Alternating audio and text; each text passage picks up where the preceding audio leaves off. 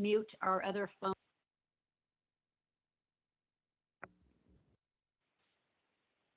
Okay, Michelle, you're ready?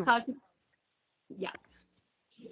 The Board of Cosmetology meeting is convening at 10 a.m. on December 6, 2021 at the Health Licensing Office in Salem, Oregon by telephone conference call. This meeting is being held as a continuation of the November 15th meeting. Due to technical difficulty, the November 15th ended before all agenda items could be reviewed and completed. I will now call roll. Myself, Harold. Here. Wagner. Absent. Hen. Here. Tracy. Here. Amber. Here. Members, when you wish to speak, please state your last name for the record.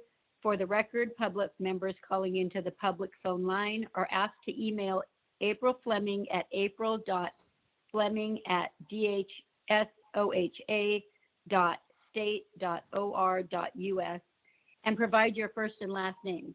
Public and interested parties' feedback may be heard during the public interested parties' feedback period if indicated on the agenda. Everyone is asked to use appropriate language, manners, and protocols when conducting board business. This meeting is now called to order.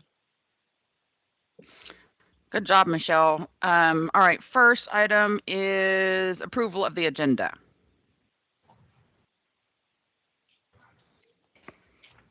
This is Amber. I make a motion to approve the agenda. This is Tracy, a second. Motion has been made and I will call roll. Myself, aye. Harold. Aye. Harold. Hen. Aye. Yes. Tracy. Aye. Amber. Aye. Thank you. All right, thanks you guys. All right, so when we last were in a meeting and the technical difficulties issued, the whole state of Oregon, just so everybody knows, the whole state of Oregon's the network went down. So obviously that's why we all got kicked out and we couldn't get the meeting started back up. But as far as I remember, right when we got cut off, we were still discussing the retakes requirements for the applicants. And I'm going to summarize what we talked about, but we can talk more about them. First applicant, which is 132033. You guys had discussed allowing the individual to do a 2-hour study review before doing the 7th attempt. Applicant number 130788. Allow that applicant to retake the exam for the 7th attempt with an interpreter, and then if they don't pass it after the 7th attempt, then have them do the 2-hour study review also with an interpreter. Applicant number 131070, 136599, and 140860. Allow them all to do a 2-hour study review before taking the test for the 7th attempt. Does anybody feel that they need to discuss any of those again before we make a motion on them? No. No. No. Okay. All right. So we're gonna do. I'll do the verbiage, and then one of you can say so moved, and somebody can second. So we're gonna do them in 2 different ones because one's a little bit different than the others. So it is proposed that for applicant number 132033, 131070, 136599, and 140860 is to allow the applicants to take a 2-hour study review before the 7th attempt at the test. This is Tracy Promo, so moved. This is Amber. I second. A motion has been made, so I will call roll. Michelle, aye. Harold. Aye. Hen. Aye. Tracy. Aye. Amber. Aye. Okay. It is proposed that for applicant number 130788, to allow the individual to take the exam for the 7th attempt with an interpreter. And if they do not pass, then they will do a 2-hour study review also with an interpreter. Excellent. This is Tracy, so moved. This is Amber, I second. Motion has been made, and I'll call roll. Michelle, aye. Harold? Aye. Ken? Aye. Tracy? Aye. Amber? Aye. Okay. Moving right along, so we're on reports, director's report. Just a couple quick little things. We had gotten really low on staff. Tina's got some new staff. She's getting hired or got hired, but now is getting them trained up. So we will have a full front line when we open up, hopefully January 3rd. However, they are new and a little bit still in training. So a couple of them are really new. And so they're still learning, but we at least will have staff there that will be able to assist when we do open. We are going to start not allowing people just to walk in to take an exams on January 3rd, because we still have people who are scheduled. Tina can get into a little bit more detail on that in a minute. So we want to make sure that people are not being told that they can just walk into the office come January 3rd and take an exam, because they won't be able to. Tina, you want to go into a little bit of the details of what it is that you guys are doing? Yes. So we already have enough applications in here to continue our testing through January. We have approximately 220 applicants that will be taking 2 or more examinations through the month of January. So that's 440 exams or more that will be given. We will be allowing retakes to walk into the office, only to retake. Those individuals that are still sending in applications will be put on the back burner to be able to open in February on a walk-in basis. But right now we're booking all applications we have through the end of January. So retakes will be walk-ins, renewals, facilities, and independents will be able to happen over the counter, but all first-time testers will not be able to walk in and test. We'll do a soft open through January to be prepared for all applicants to walk in February. Does anybody have any questions? No. Nope. Well, hold on for a second. So January 3rd, we reopen, but it's going to be a soft reopening. Nobody, and if I understand you correctly, all new applicants will not be able to walk up and take the exam. Am I correct? They'll do it online? No, so they won't be able to walk in and be able to take the exams that day. So what we have is we have all the first timers are taking a paper exam and they're scheduled. So we have the boardroom, which we're obviously can hold several people. And then also we have another conference room. So we schedule it. So they're still able to take the test, but they're scheduled and they're on paper. They're not on the touchscreen computers in the testing room. So we still have to do the social distancing. We can still only allow so many people in there. And so we use those touchscreen computers for individuals who need to do a retake, but not for the original testing. So mind you, they've already paid, because we weren't 100% positive that the governor was going to open us up on the 3rd. So we kept scheduling them on paper and not knowing for sure. And then we can't just automatically have everybody just walk in. We would, for one, we don't have enough room for it. So we still have to do the paper exam. So does that make sense? Yes. Yep, that makes sense. Thank you. No problem. And this is Tracy. The intent is that we'll be able to take walk-ins starting February. Correct. Awesome. Thank you. Yeah. Yeah. And we might, it depends on how it goes, but we have so many people because of the whole paper exams. We might be able to do it a little bit before February starts, Yeah. but I mean, we kind of have to play that by ear. So it's, but yeah, the walk-ins will be for retakes only. Got it. Okay. All right. Excellent, thank you. All right, so let's move on to the statistics. So hopefully you all had a chance to review these. You probably reviewed them before our last board meeting, but maybe review them again. They did not change. We did not upload anything new. We did not change the materials because this was just a continuation of the last board meeting. But if you're looking at your materials, I am on slide 18. And you guys have so many different license types that it's hard to commingle stuff onto a slide without it getting lost in the shuffle.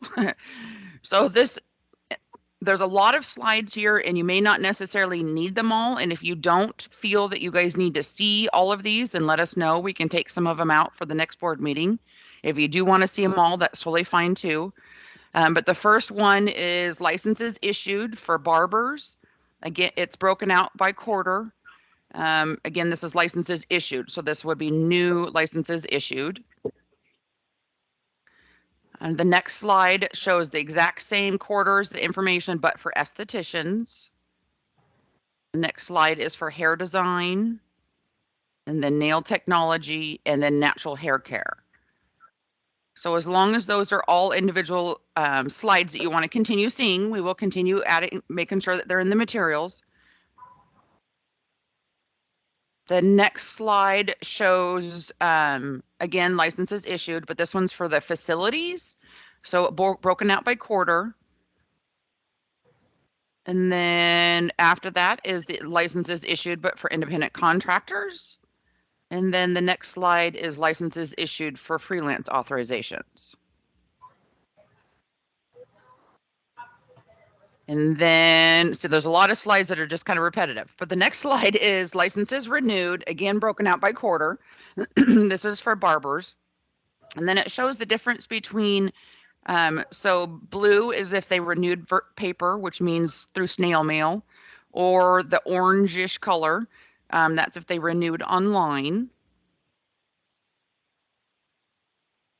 Next slide is the same information, but for estheticians. So you can see there are a lot more estheticians renew online than they do through paper. Next slide is for hair design, same information. And then nail technology. And then natural hair care. So I'm not, and then it goes through, and then there's the facilities, then the independent contractors, and the freelance. Right. Do you guys, is that information that you guys want? I understand wanting to see like new authorizations issued. I'm not sure if you guys are interested in how many renew on a regular basis. We have no issue leaving these in. But when we get to the end of the slides, then maybe we can talk about if there's any slides you don't want to see. So now I'm on. Like seeing the slides. Do what? I like seeing all the slides.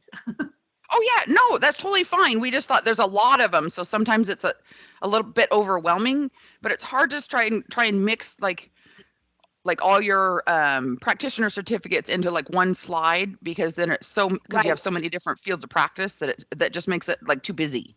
So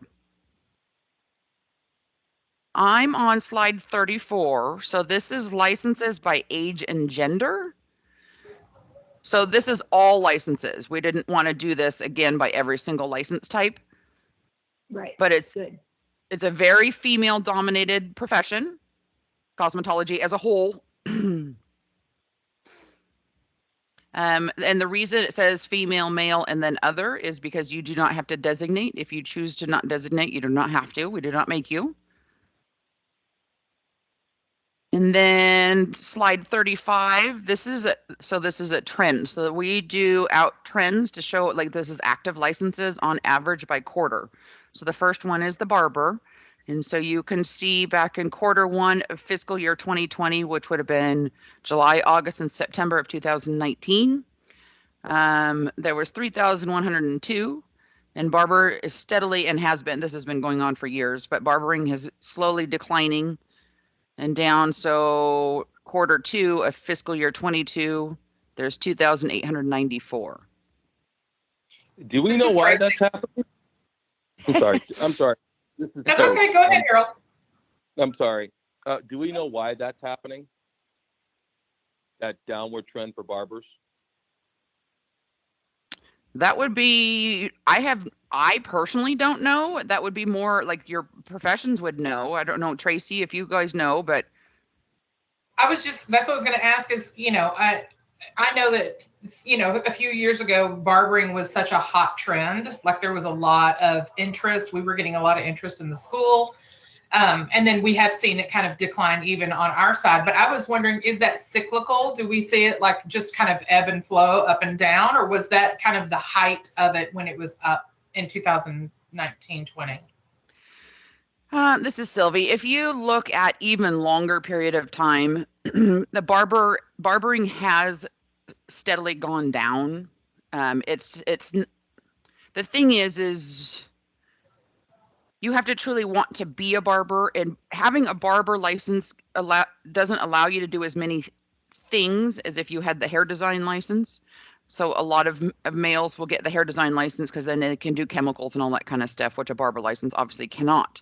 So a barber license does prevent you from doing less aspects of hair. And so I don't know if that's part of it. But Harold, I'm not in the profession, so I'm guesstimating. Got it. This is Amber. Do you think it has to do with like the test and the success and rate? Because I know that's something we've been talking about since I started on the board, is how hard it is to pass the test, or how the test doesn't necessarily reflect what people are learning in their schools. For me, that's the first thing I thought when I saw the slide. Yeah, but I think even if you go farther back than that, I think that there's not schools that specialize in barbers. So there's no barber school anymore. There used to be schools that focus solely on barbering, and now there's cosmetology schools, but there's no, like Mike Snook used to have a barber school. I mean, it's where you really focus on barbering, and that's the goal, is to get people into barbering versus hair design. And I think that is where, schools, you can still get a barber's out of a school, but it's not their focus. Like, does that kind of make sense? And I think that's kind of the cascading part of the schools are teaching barbering, however, but they're using the big cosmetology book, and barbering Yeah, is that not makes covered as well in the big cosmetology book as it is if you were to actually get the barber book, which is separate. Another thing too, Sylvie, is that some of the barbering schools have shut down because of the pandemic. So that could be an issue as well. I know of 2 that have shut down. Yeah, it's the pandemic has done, it's hard. I mean, this is a profession where you have to be obviously less than 6 feet apart. The distancing rules and all the, PPE and all that stuff, it makes it very, very hard and very expensive for a profession that you're constantly within inches, if not touching each other constantly. So yes, the pandemic has done a lot of damage to this profession. Sylvie. Yeah. I've also noticed that on the renewals that are coming into the office, if individuals have 3 to 4 licenses, a lot of them are dropping almost 2 of them and only renewing 2 licenses. And remember that aesthetics and hair design cover barbering. So way back when, that trend changed. So you can do more if you have a hair and aesthetics license and still cover barbering. Correct. So just thought. interesting. Yeah. This is Tracy. That's what we've seen inside the academy, as well as people coming in because they want to be able to offer hair coloring services or perming services. And that has to fall under the hair design license. So if they're interested, we coach them like, yes, hair design and aesthetics will cover the scope of practice that you're looking for, including the chemicals. So Correct. Yeah. All right, any other comments about barbers? Nope. Nope. Okay, so let's move on. The next slide shows the facilities, which has also gone down over time. And again, it's, I would assume, it has to do with the pandemic. A lot of places, you know, shut down because you can see there where it dropped quite a bit. Yeah. And some places just, you know, for one, it's expensive to buy all the necessary stuff that the governor required, you know, the masks and all that stuff. And places like, it's sad to say, but I think some places just shut down because of it, you know, so hopefully that'll get better when we fully open back up, but I don't know. But again, here's your independent contractors, the next slide. They're obviously on the decline also.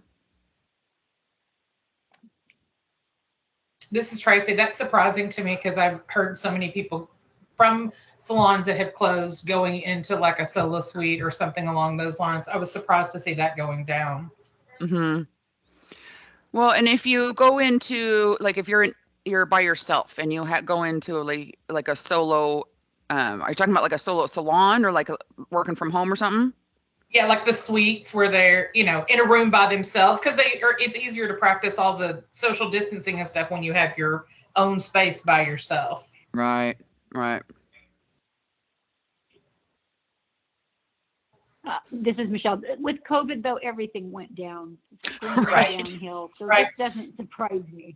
Right. Yeah. And hopefully it will start going back up once, you know, once we get more on the recovery phase, but Yeah.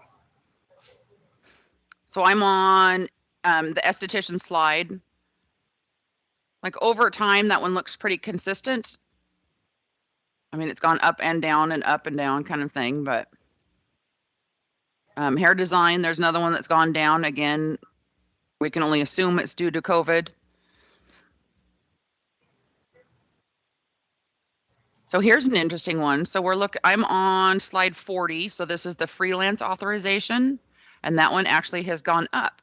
So the freelance, again, is the license that allows you to work outside of a facility. So maybe they're switching from, you know, working in a facility to be able to do work from homes, you know, or go to your home, that kind of thing. Mm-hmm. So, And yeah. because Carol, by the way, because if you're shutting down barbershops and people can't afford to run a barbershop, it makes sense that the barbers or the hairstylists are going to go somewhere else and possibly do it out of their own home, or just freelance and go to somebody else's home to cut hair. So that kind of makes sense. Yeah, yeah. And it's, you know, and it's easier to basically deal with the guidelines that the governor's office came out when you're not in a public area. So it makes sense that the freelance would go up. Again, next slide's the nail technology. Again, it's going down. Natural hair care is kind of all over the place, but a little bit down. All right, so I'm on slide 43, and these are very, very hard to read because it's a lot of information, but you guys also have a lot of different exams. So you got to remember, for every exam, you have it in English, Spanish, and Vietnamese. So you guys have a lot of exams, and so we tried to break out all the different information for you, but this is a lot of information on the slides. There's 1, 2, 3 slides that all talk about the exams. And we can go over this if you want, or you can, or if you have questions, we can do that. I don't know how you want to do this, but it breaks it out by every single exam, also breaks it out by the fiscal year and the quarters, the pass fail, how many people took it, or how many times it was passed, how many times it was failed. Anybody have any questions on the exams? This is Michelle. There's just a lot of information, I think, when you look Right. at the statistics it's so sad that you see that so much failure for the barbers, or so much they failed for aesthetics. That's a large number as well.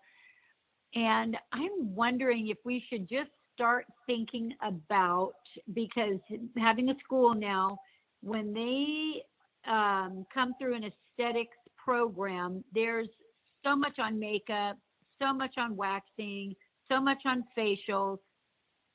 And a lot of times the student is maybe getting that license so they can do lash extensions. And the whole licensure has zero to do with what they're, very little anyway. It would with the sanitation and stuff, but it has very little to do with what they really want to do. Or if they're a makeup artist, they want to be a makeup artist, they have to go through so much other stuff with waxing and facials to get through it, that I'm wondering, certainly not while I'm the chair, but in the future, a la carte type of a course. Yeah, this is Sylvie. I think so. I'm on this group that we meet quarterly. It's the it's all the executive directors for all the cosmetology and barbering throughout the United States. So we talk about all the differences in what the different states have, and several states are going to like specialty certificates. So it's breaking out an individual license so that they don't necessarily have to do all of aesthetics. If they wanted, if eyelashes is their thing and they just want to do eyelashes, they actually get a certificate for eyelashes, and it's a different license, it's a different schooling, different test, all that stuff. However, if Oregon wants to go that route, that's a statutory change. That means the law has to be changed. So currently the law allows for the types of licenses that we have. So if you want to go to school to be able to do eyelashes, you have to go to school to be an esthetician, because as soon as you get that license, you have to be able to do everything that an esthetician is legally allowed to do, whether you choose to use it or not. And so if you want to do only eyelashes, that's not an option. You have to learn all of aesthetics, because once you get licensed, you legally can do everything that an esthetician can do. So you must know everything that an esthetician can do. So that's where a lot of states are going towards that. So if that's something that maybe the association could bring forward or a group can bring forward, but it would have to be a statutory change in order for that to occur. This is Michelle. Doesn't that make sense though? If a person's wanting to do lash extensions and they go to school, they have to do all of that other stuff that doesn't pertain to them, or even a makeup artist. Like I said, I have so many people and they don't want to spend, $8,000 when there's such a small amount of it that pertains to them, vice versa. So it is, what do the other board members think? I'd like to hear I know it's a statutory change. Well, okay, so we could do that, but what does everyone else see or think? This is Tracy. I kind of have mixed emotions about it, because part of me is like, if you, not so much makeup artists, because I feel like that's a career path that has been a long history. Lash extensions, I get, concerned that it's a trend or a fad, and then they've spent whatever amount of time and money to acquire this certificate or license for something that will, phase itself out in a certain amount of time. Whereas if they have the aesthetics license, then they have more options to, go in a different direction with their career. They're still licensed, they can do that. It's hard too, because, I think about people who have a hair license. Not everybody wants to be a colorist. Some of them just want to do haircuts, but their license covers, all of that, or vice versa. They don't want a haircut, they only want a color, and their license covers, the whole spectrum for them. But I understand, we see them in the school often, people going through these, long programs, and they're like, all I want to do is lash extensions. And I'm like, I hear you, but this is where we are right now.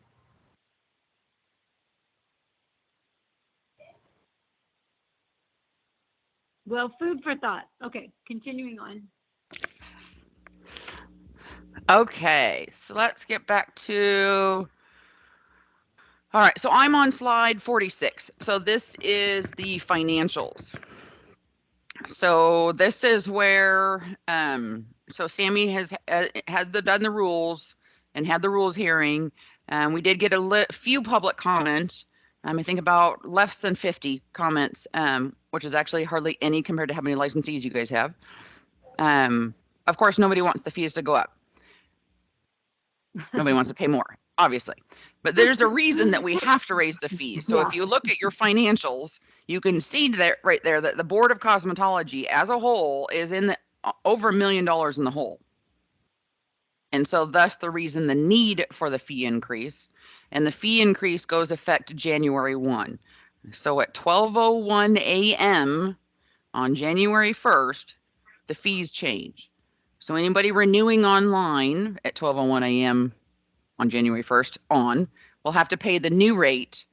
And then we go by the date we receive it or the date it was postmarked if you're snail mailing it. So if you snail mailed it on December 31st, but we don't get it till like January 3rd. Am I right, Tina? Yes. Okay. So we go. We go by the postmark date. Right. So if you make sure it's postmarked on the 31st, we don't open the mail and process the check and all that stuff until like the 5th. You're still going to pay the rate because we have your postmark from your envelope. But yes, so it is switching over. That's all in rule. It's all been filed. It's all going into effect. But if you look at your financials, then you'll know why. And so, but any questions? This is Michelle Wilson. Yeah. Yeah, I have a question. Absolutely. So I started and we had so much cash. I remember when I started, my eyes were like, wow, we have a lot. Right. So in 2017, do we have the same amount of employees? What's the difference? So what has driven you guys to go into the negative? So you can look there over the time. So it's 2018, and then you can say 2019 where it went down, 2020 went down, 2021 went down, and now we're even farther down. The expenses, you can see that your revenue is pretty consistent, but you can see that your expenses have gone up. And so the expenses that are driving that upward are the allocation to be part of the Public Health and Health Authority. So your guys' fees were set back in 2012-ish. God, that's a long time ago.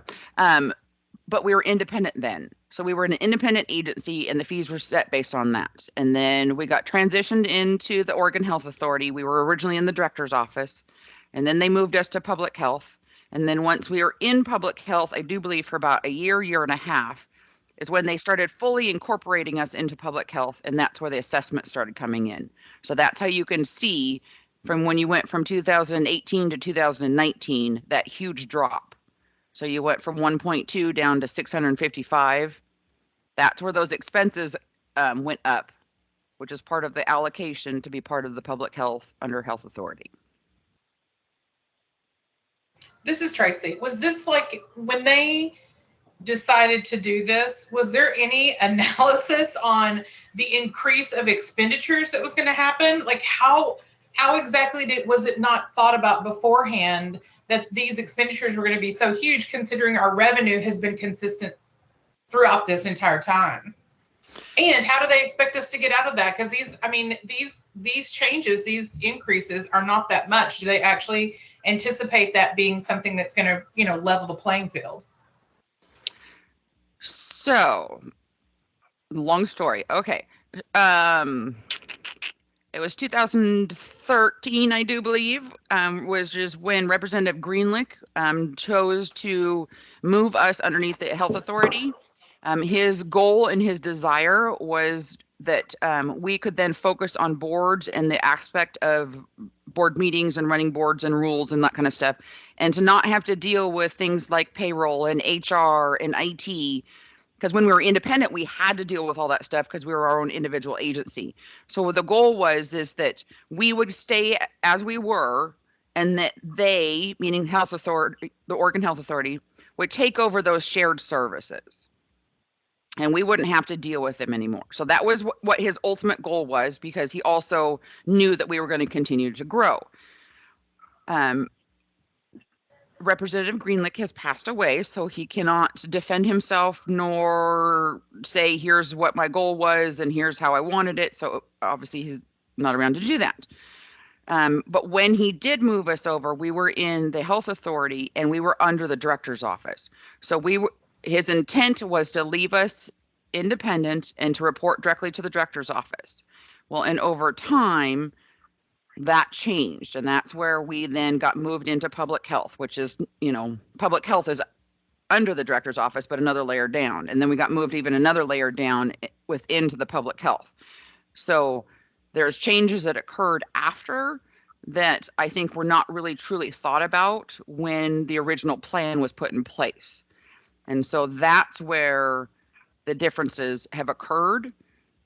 And then, that's about as much as I have. I mean, we were never intended to be where we are now in the beginning, but things happen and then here we are where we are, and we are. This is Michelle. We can make more money going a la carte. Yeah, and that's, some of the comments that we received, some of the public comments. It's like, why don't we go back to being an independent agency like we were when the fees were different, and that's a legislative change and we don't get to make that choice. And I think the other thing too is that back then, when in 2012-ish, when these fees were created, I do believe we only had 9 boards and programs with us, and we are now at 16, and they're talking about moving 6 more to us, which would get us to 23. So the growing aspect of it is occurring, as in growing, as in more boards and programs. And that's what the goal was, is to get us streamlined so that we could focus on boards and stuff. And that's occurring. But also it's, we pay an allocation to be a part of public health. So. Got it. Thank you. Absolutely. And there's a lot of information there, and ask away if I'm not explaining it or if you have more questions, but there's a lot of behind the scenes stuff going on too. So. This is Tracy. Yeah. The second part, like this increase in our fees, do they see that actually helping this situation? Yes. Okay. Are other boards, like tattooing and things like that, have their fees been increased as well? Not specifically on tattooing. So respiratory therapists and polyssonographers, their fees doubled. So literally doubled. Your guys' at least aren't doubling. Right. And then the other thing that I worked out with them, so them meaning the financial people who do all the projections and stuff, I said, okay, once they get their cash balance back up to where it needs to be, you guys being cosmetology, then we'll relook at everything and not necessarily change the fees, but we'll reenact the discount for renewing online once that cash balance gets back up. So. Got it. Thank you. Absolutely. Any other questions before we move on? Okay. We are on the regulatory report. So if you're following along on your slides, I'm on slide 48. Bob? Hi, good morning, everybody. Morning. Bob Waffle for the record. So you're looking at a report that is just over a month old. So I can tell you that some of the number of open cases have decreased and some numbers have also increased because it's a ever revolving door. So in 2017, it shows that there's 2 open cases when in fact there is 1 open case. And that open case is connected to a case that's in 2019. And so we'll be bringing those to you once we get the other one completed and all the information we needed. In addition to another board had a few open investigations on the same individual. So and that's about all the detail I can give you in a public session.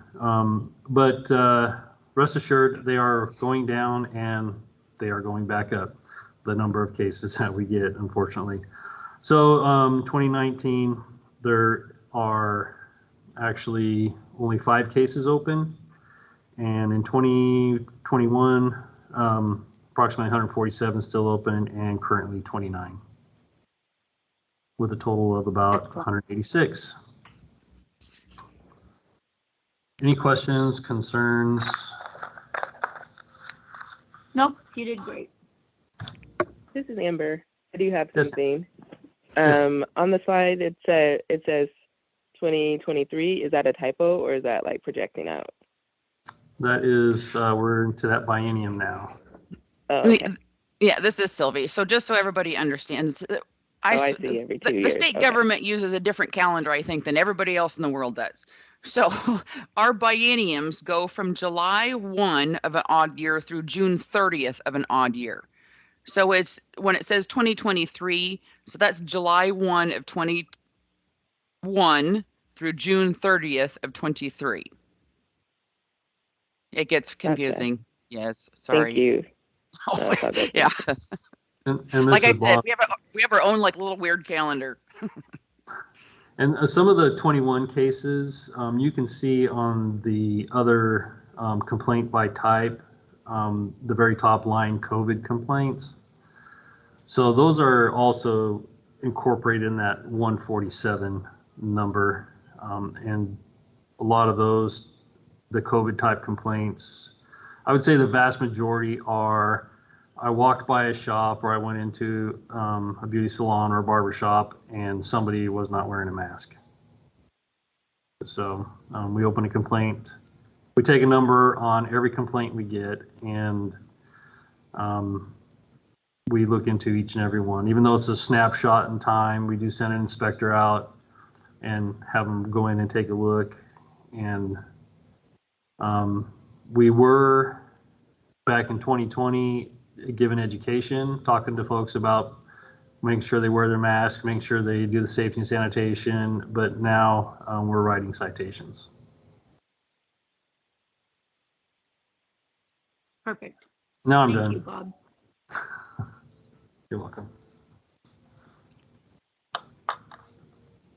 All right. Any more questions for Bob?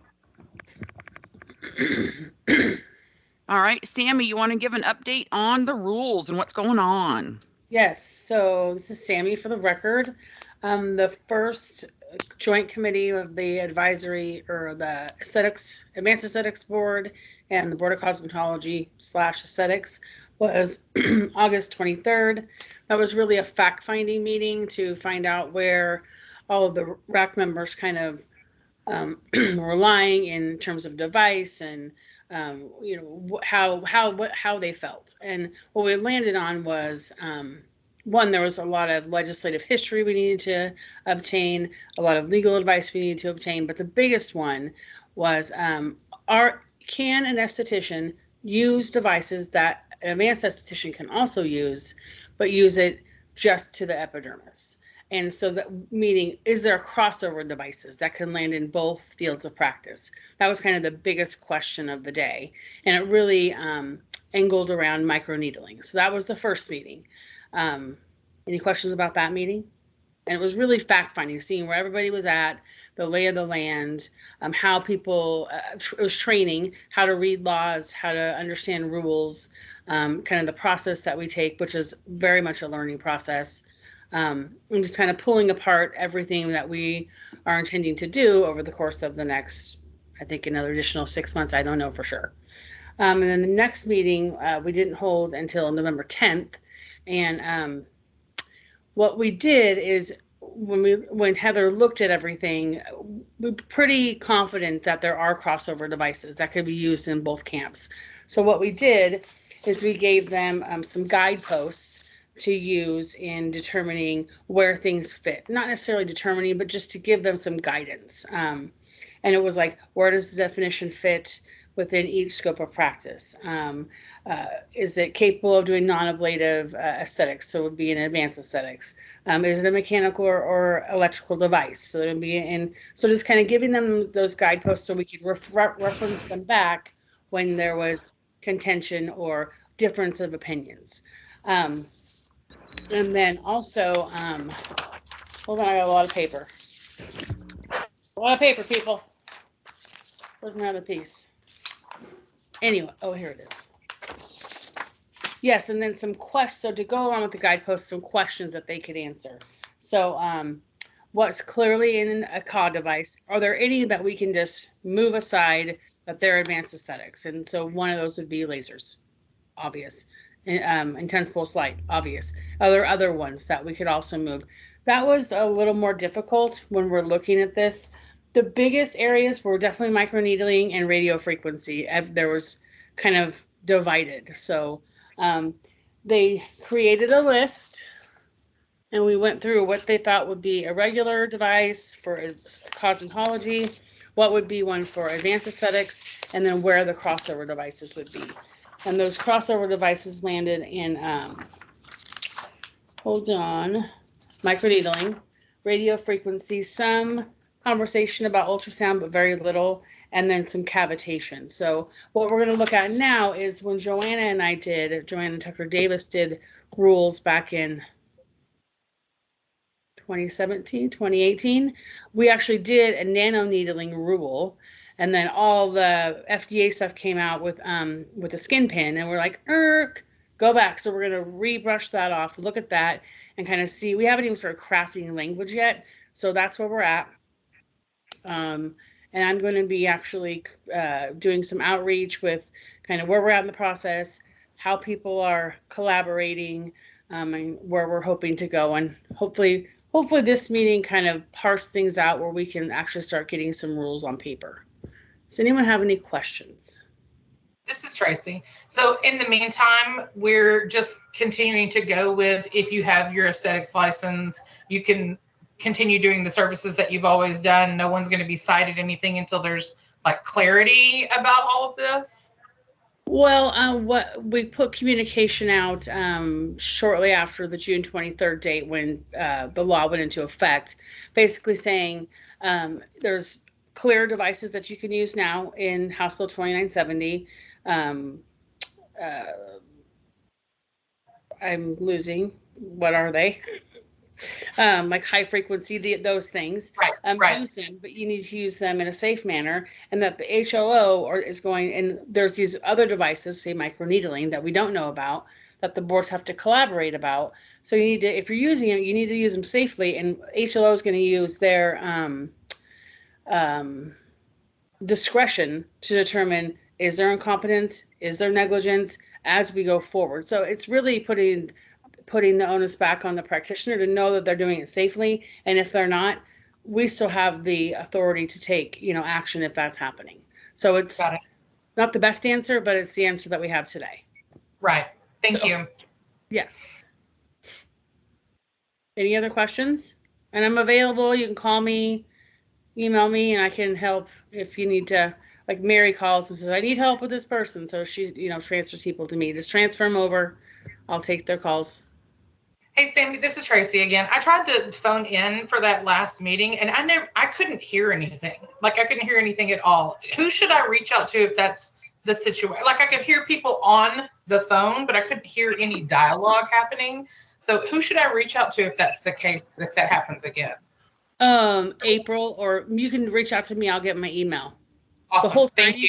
Here?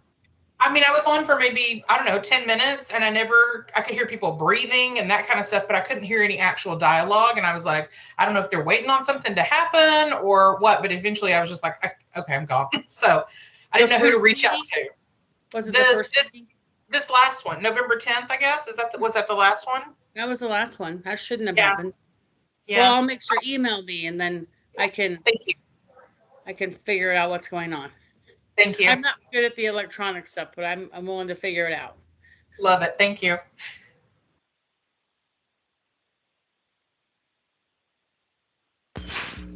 Awesome. Thank you. All right. Anything else? All right, Bob, you want to see if there is any public members who have called in on the phone who wish to speak? There are none. There are none. The music is still playing. Gotcha. Okay. Any other board business that anyone has?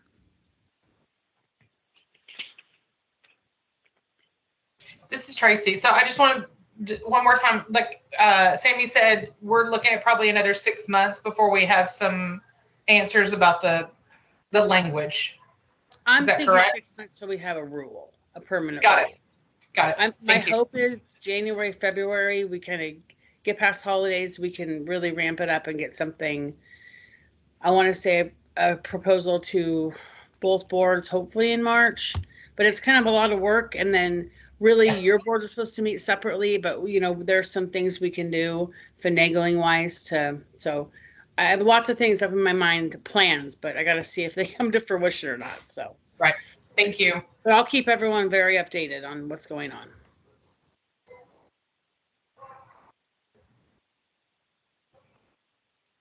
Okay, anything else?